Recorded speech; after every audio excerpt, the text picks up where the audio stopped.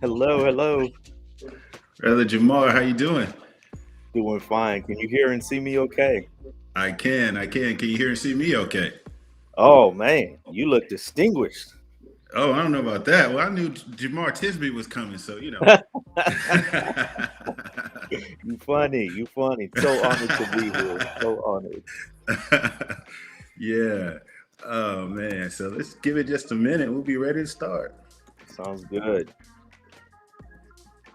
Had you heard you had a few technical difficulties? Man, listen. Got locked out of my office just as I was about to come in and sign on. Oh man. Well, it looks like we are live, so we'll go ahead and kick things Yeah, off. yes. Logos Live. We're with Faith Life, and my name is Chauncey Allmond. I'm a national presenter with Faith Life, and I am extremely excited to have Brother Jemar Tisby on the line. And Jemar, how you doing, man? I am blessed. I'm doing really, really well. Been looking forward to this conversation. That's good. Well, let me get the particulars out the way and give the official bio and all of that's okay. And so, as you all may know, Jamar is a New York Times bestseller, best-selling author, national speaker, public historian, and he's on a mission to deliver truths about the Black experience with depth and clarity. And you can follow Jamar on Facebook, Instagram, Twitter, all the normal social media links and publications. And you can also go to his website, which is jamartisby.com. And you also can listen in to the Pass the Mic podcast, of which I'm a fan, Brother Jamar. Or should I say, like Tyler says it, Mr. How's it go? Mr. Blue Check certified himself. Is that We don't need to repeat all that. He's a trip. Yes. Yeah, I'm a big fan, man. Even back when you guys were called The Witness and then switched over. It was a couple of years ago you guys switched over to Yeah, we were Pastor called the Mike. Reformed African American Network, switched over to the Witness, a Black Christian collective, and we rocking and rolling. Yeah, man, big fan, and it's great to meet you again. I don't know if you remember, but in 2019, I was at a conference with Tabiti and Abuile. It was the Just Gospel Conference in Atlanta, and I had done this logos presentation, and I had my logos booth out, and I saw you come in, and I don't know if you knew, but I grabbed you, I grabbed Akimini and Christina Edmondson and Micah Edmondson. There it is. There Look it at is. We got that. a Look at picture. that. There it is. Proof. There's proof. There's proof. You didn't have a Uh, beard back then. Okay. no. I'm switching over. My wife has me doing this Ronald Isley thing now. Oh, So it looked good. It looked good. Thanks, man. But yeah, it was an honor to meet you back then as well, and great to hear you speak and also. And what we were hoping to do today is just get to know you a little bit better, hear about a little bit of color compromise, and then your new book, How to Fight Racism. And also, maybe there it is. And look, Jamar, I just added that book to my Logos library yesterday. Haven't Oh, had a chance to read fantastic. it yet, but yeah, Yeah. it's available on Logos, and so I got it. So I can't wait to dive in and want to talk about those two things, man, and whatever else is on your mind. We have about 30 minutes or so, and Ooh, just want to hear what's going on. But before just we do enough to all of start some that, man, good trouble. so man, tell me what's going on. What's keeping you busy these days? Oh, brother, I am in such an interesting, exciting, tumultuous time. So, I actually stepped down from my formal role at the Witness last March. I Okay. served for a brief time at the Center for Anti-Racist Research at Boston University. I was working remotely. I stepped down from that on August 5th, which is the same day I defended my dissertation. So I remember that date. Wow. And this season of life has me being sort of a solopreneur, self-employed as a historian, an author, and a speaker. So I would love for folks to visit my brand new website. We just relaunched it this past week, jamartisby.com, and especially subscribe to my newsletter. That is where you'll find all my latest work and writing. And that's if you go to jemartisby.com, upper right hand corner, there's a spot that says newsletter. You can sign up for free, or if you want to support me, you can become a paid subscriber. So that's what I'm doing. I'm working on securing a deal for another book project, hopefully soon, and I'll have more info about that. I'm still doing a good bit of speaking around race and justice, and got some other projects going on that when they're further along the line, I can't wait to share it with y'all. Wow. So you are busy, basically, is what you're saying. You're just really busy right now. But see, now it's my own fault. Now I can't blame anybody. Well, that's awesome. It meant when we announced this event coming up, a lot of people, sent me messages and put some information on Facebook saying, "Hey, we just love the color of compromise." And I know at my own church, I'm out here in Frisco, Texas, near Dallas. And the pastor mentioned that to the congregation. He's like, "Hey, this is a book you all need to read." And one of the things I liked about the book is that it reads as a history book. And the beauty of it for me personally was, man, I love school, growing up, high school, college, loved it. But man, I hated history. I hated history. Yeah. I hate to tell you that, but I hated history. And but when I read your book, even though it read like a historical book and it's in a historical book, man, it kept my attention and held my attention. And it's been spreading like wildfire through the circles that I travel in, as far as people recommending that book. And so with all that said, man, of course we want to get to the new one, but what was the whole idea behind writing Color of Compromise? What were you setting out to do and accomplish? It was a confluence of events. So it actually arose. I was just looking back in my journal a couple of weeks ago. It arose out of a presentation that I gave. It was a one-off, and I came up with this presentation because I was in the midst of my coursework for the PhD. And whatever I was reading, if Christianity came up and if race came up, which it often did, it was white Christians often on the wrong side of justice. And I just got fired up. I was so upset, so frustrated, so disappointed. And I said, if reading this history makes me feel this way, and it motivated me to want to do more for racial justice. Sure. I said, well, maybe other people would have that same feeling, but they don't all have the time or the privilege to sit down and do a PhD in history. So I was like, how can I, condense this into a readable form for non-historians, non-academics, for church folk? And the whole goal actually was I'll just let you in on a secret. The whole goal was to get you to chapter 11. Okay. So the first 10 chapters are history, and the last chapter is called The Fierce Urgency of Now, and it's talking about, well, what do we do in light of this racist Christian history? So the whole point was hopefully to use this history as a vehicle to motivate people to anti-racist action today. And so that was my hope and goal for the book. Wow. And it accomplished just that.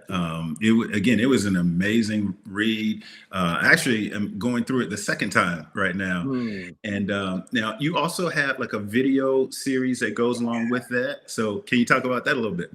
I was super thrilled to do the video teaching series. It is available on Amazon Prime Video, as well as some other places like Right Now Media.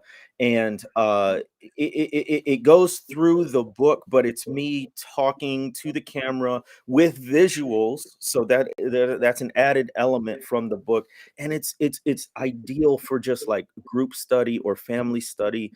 The episodes are like 20 minutes long, roughly one for each chapter. So it's very digestible and brief. Trust me, you don't want to see me on screen for too long. So we were aware of that.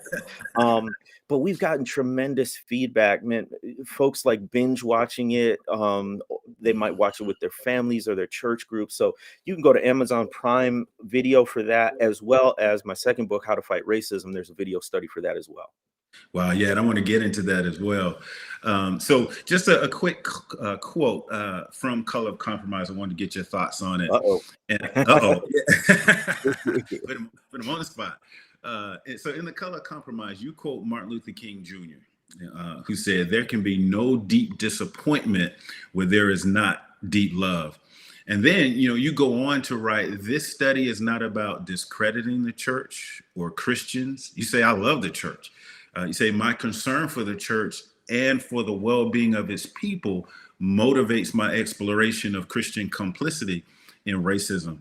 The goal is to build up the body of Christ by speaking the truth in love, even if that truth comes at the price of pain." Now, with that quote, can you tell us a little bit about your heart behind your work to serve the church? What motivates you, and what do you hope to see as a result of your work? Yeah. Brother Chauncey, some folks have said all history is autobiographical, Hmm. in the sense that what historians choose to study often arises out of their own life experience. And so the same was true with me, where um, I became a Christian in a white evangelical church context. Hmm. And so race was always part of my religious journey, and often in ways where I felt excluded, or ostracized in some way, shape, or form.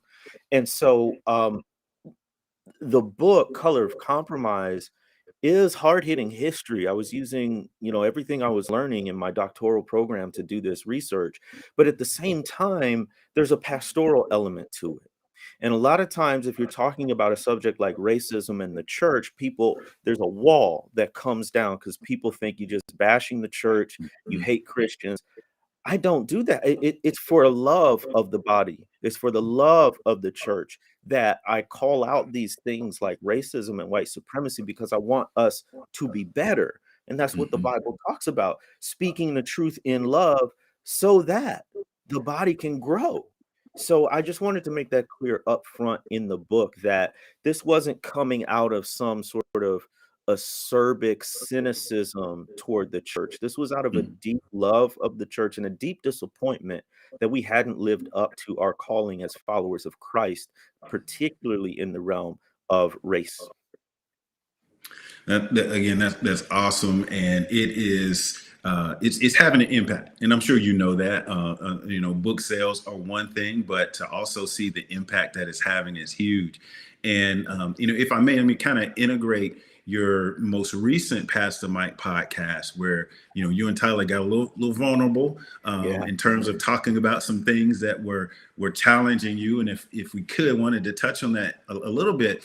But how does Scripture encourage you to keep fighting? Because this is a fight. It's not going to be an easy fix. It's not going to be a quick fix. But what Scripture kind of do you go to, and how does Scripture as a whole encourage you to just keep fighting and keep talking, even when you're discouraged or exhausted? And then what passages do you find that you find yourself coming back to often? I've been meditating on Psalm 16. There's a verse, maybe verse 7. I have kept the Lord always before me, because he is at my right hand, I shall not be moved. That is encouraging to me in a time where the landscape is constantly shifting in terms of race relations, and the enemies of racial justice are coming up with new and innovative ways to continue to promote racism and white supremacy. Another passage that is sort of a cornerstone verse for me is from Joshua chapter 1, the first 9 verses, where Joshua's taking over after Moses has died, and Yahweh says to Joshua, "Be strong and courageous." Says it 3 times in those first 9 verses, and especially the ninth verse, where God attaches a promise to that. Says, "Be strong and courageous, not in your own strength, not in your own power, but the promise is, for the Lord your God, I am with you." And so the promised presence of God, look, I have felt that so deeply in this racial justice work. That's my heart and my passion for believers around this. Is as long as we stay on the sidelines of any sort of justice work, it's going to seem intimidating and scary, and like I can't do this. And indeed, that's always going to be true to a degree. But the payoff is you sense the presence of Christ more deeply, more personally, more intimately than perhaps you ever have. That's certainly been true in my case, and to be honest, I'm I'm addicted to Jesus, and if Jesus says, "In order to get more of me, you gotta follow my ways and pursue justice," then sign me up. That, yeah, yeah. And so, have you had much communication with, say, non-African American pastors? Have they tried to reach out to you, and have you had the opportunity to have those one-on-one conversations to kind of dialogue about, what Color of Compromise was all about? I've gotten a lot of speaking invitations, particularly to Christian colleges and universities, but also churches as well. I'll be honest, the book came, it dropped in January 2019. It Hmm. got a new life in 2020 amidst the racial justice uprisings. And I think the book came at a moment when people were, particularly because of the 45th president and all that revealed about white evangelicalism, were sort of reevaluating their faith communities, their theological traditions, and the Color of Compromise kind of scratched that itch to learn more about it. Hmm. However, that is only a beginning. What I long for is for people to continue on this path of racial justice. And so, what I find is, after the book study, after watching the videos, people know more, but they don't necessarily do more. Mm. And they go back to their old ways. So they try to fix the age-old problem of racism in the church, and they still go it's still very white-centered in a way. Mm. They're still listening to white people's voices. They'll use our books or our resources, to sort of help the lights come on, but then they Hmm. won't continue to access the wisdom, the knowledge, the genius, say, of Black church tradition, which arose in direct response to white supremacy. So I long for more white Christians to um, follow the leadership of marginalized people who have Hmm. been dealing with this stuff for generations. Yeah. And so, does that kind of, or did that, I should say, springboard to your new book, How to Fight Racism? And if so, can you talk about that transition from Color of Compromise into How to Fight Racism, the book, and how that came about? Yeah. The most frequent question I get whenever I speak, talk, write about racial justice is, what do we do? Hmm. It always comes in some way, shape, or form. And I actually like that question because it says, number one, we know racism is still a problem, and Hmm. we can't take that for granted nowadays that people understand that. It's a Right. lot of people who think racism somehow went away when Rosa Parks refused to stand up and when LBJ signed the Civil Rights Act in 1964. It's still here. It's still being promulgated among young people. There's no aging out of racism. There's no generation that can die off that's going to eliminate this thing. So I appreciate the fact that folks still realize it's a problem. The second thing that question, what do we do, communicates is, I want to be part of the solution. Hmm. Um, but what I found was, even in my own work, I was heavy on the diagnosis, light on the prescription, Mm. uh, heavy on describing the problem, relatively light on what to do about it. And then even then, as I looked across the literature, when people did address it, which was, proportionally, a lot less than describing the problem, even when they did address it, it was this sort of, it was hard to follow, right? Because it Mm. would be a bullet point list of suggestions at the end of the chapter, or one chapter with this sort of breadth of different ideas, and that's hard to sort of keep in your head, let alone put into practice. So what I think is the real value of my second book, How to Fight Racism, is not just the practical suggestions, which there are plenty, but it's Mhm. the framework, the arc of racial justice that stands for awareness, relationships, commitment, awareness, relationships, commitment. And that gives us a sort of grid and a framework, an approach to racial justice so that we can do all kinds of different actions that build our awareness, that build intentional relationships, that build our commitment, not just to changing our individual attitudes, but to changing laws, policies, practices, and systems that create and perpetuate racial inequality. So, How to Fight Racism is my book length answer to that "What do we do?" question. Yeah, and one of the things that you mentioned in How to Fight Racism is the how essential it is to share stories. Yeah, That's essential to moving forward. And I visual know aid. there you go. And in my own experiences, I found where people, non-African American people who want to ask the right questions, they want to get involved, they want to do things, but they feel concerned that their questions may come across as racist, or they don't feel like they have safe spaces to dialogue, and some may not have a group of African American friends, or at church, if they go to, let's say, a predominantly white church, there's not that go-to family or those go-to families to be able to express that. So with that said, though, how do you think pastors and small group leaders and just in everyday Christians too, create safe environments in which people can share their stories without fear of retribution? So what do you think that could look like? So we live in the information age and the digital age, and so one of my favorite answers to that question of what do we do, how do we learn, is just two words long: Google it. I mean, you can learn a lot from a simple internet search Hmm. about, why white people shouldn't say the N word. Why even Hmm. would you want to say the N word if you're white? That's been in the news lately with a certain podcaster on Spotify. Um, and I think a lot of those basic questions of like, what if I say the wrong thing?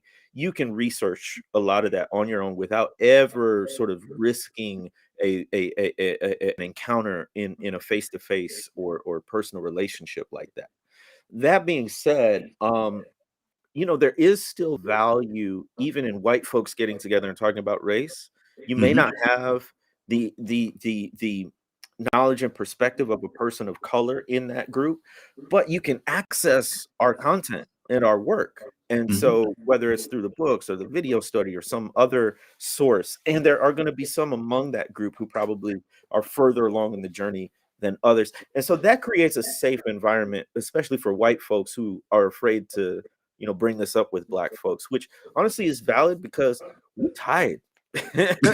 we, we have to explain this stuff day in and day out on top of actually living it, right? I'm still devastated by the killing, in many ways, a murder of Amir Locke in Minneapolis. Yet Hmm. another no knock, forced entry in Hmm. the midnight hour, and the entire encounter was less than 10 seconds.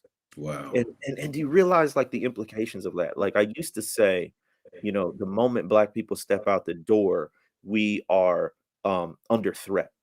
But Mm. the reality is, even in our own homes, not even leaving the door, we are under threat.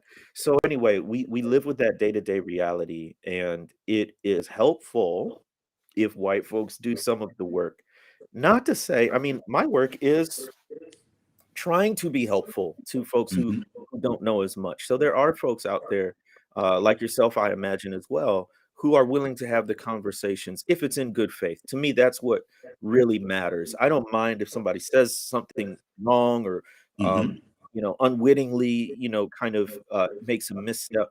If they're humble enough to really want to learn and not just out there trolling or trying to start an argument.